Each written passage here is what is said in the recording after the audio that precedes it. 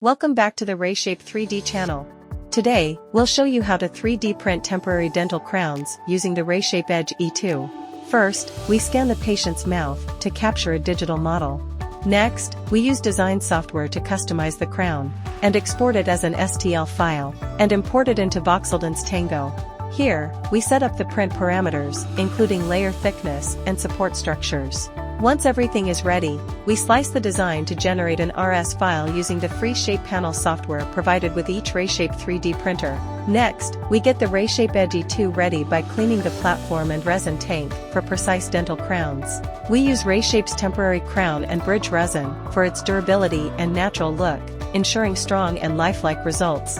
Everything's set, so let's start the print. It takes 44 minutes for either a single crown or a full platform, just more crowns at once. Once printed, we remove the crown and support structures, then clean it thoroughly with the Shape Wash ultrasonic cleaner.